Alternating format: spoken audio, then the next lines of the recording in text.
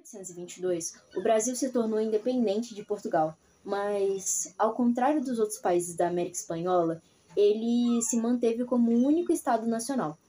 Mas você sabia que essa união esteve por um fio? É sobre isso que a gente vai entender hoje, como o Brasil se fragmentou em várias nações com a abdicação de Dom Pedro I.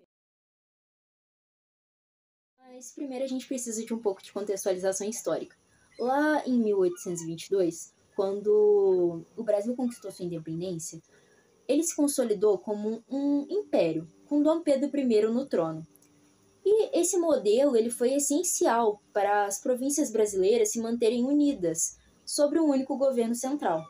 Porém, em 1831, Dom Pedro I abdicou do trono e deixou o trono para o seu filho, Dom Pedro II, que na época era só uma criança, então ele não tinha como assumir. E essa saída de Dom Pedro deixou o país numa situação muito delicada. Isso porque, sem um adulto para comandar, o Brasil teve que entrar em período regencial, que é onde o governo é entregue para regentes escolhidos governarem. E a partir daí, grupos e líderes locais começaram a disputar poder, defendendo os próprios interesses locais e não o Brasil como um todo. Esse vácuo de poder, combinado com uma crise econômica e descontentamentos regionais, deu espaço a várias revoltas separatistas. Foi um momento em que o Brasil quase se dividiu, assim como aconteceu com a América Espanhola. Cada província ou grupo dentro delas buscava independência e muitas vezes cogitava formar um país independente. As várias revoltas que ameaçaram a unidade nacional, algumas delas se destacam, como a cabanagem, que aconteceu de 1835 a 1840, no Pará. Ela foi uma revolta popular de caráter separatista e social, que tinha o objetivo de conquistar a autonomia da região do norte. Tivemos também a Farroupilha, que aconteceu entre 1835 a 1845. Essa teve uma duração um pouco maior. Ela aconteceu no Rio Grande do Sul.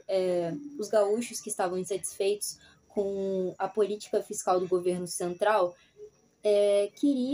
eles exigiam, buscavam que fosse criado uma república independente no sul. Tivemos também a Sabinada, que aconteceu na Bahia entre 1837 a 1838, e esse movimento foi uma tentativa de criar um governo republicano provisório, até que Dom Pedro II fosse declarado maior de idade. E, por último, a Balaiada, que também teve tons separatistas. Ela ocorreu de 1838 a 1841, no Maranhão, e foi iniciada por camaradas populares e insatisfeitos com o governo local. Durante essas revoltas, o governo regencial fez várias concessões e em 1834 foi aprovado o Ato Adicional, que basicamente dava mais autonomia para as províncias brasileiras, mas mesmo assim as revoltas continuaram até 1840, o que acabou provocando o golpe da maioridade, que antecipava a coroação de Dom Pedro II, que na época estava com apenas 14 anos. A chegada de Dom Pedro II ao trono trouxe muita estabilidade para o Brasil e acabou que seu governo foi considerado moderador e unificador.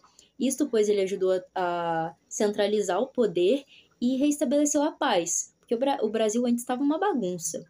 E com isso conseguiu evitar todas as fragmentações e consolidou a unidade que até hoje caracteriza o Brasil. Com a abdicação de Dom Pedro I e a chegada do período regencial, o Brasil sofreu uma enorme crise, que por muito pouco não dividiu a nação brasileira. Mas com algumas concessões políticas e a chegada de Dom Pedro II ao trono, essa crise foi superada. Mas essa crise nos mostra como o Brasil esteve por muito pouco se dividir, como aconteceu com nossos vizinhos hispano-americanos.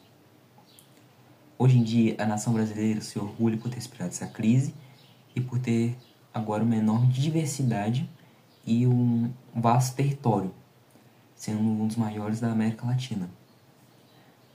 Gostou? Curta, compartilha e siga o canal para mais vídeos de histórias como esse. Falou!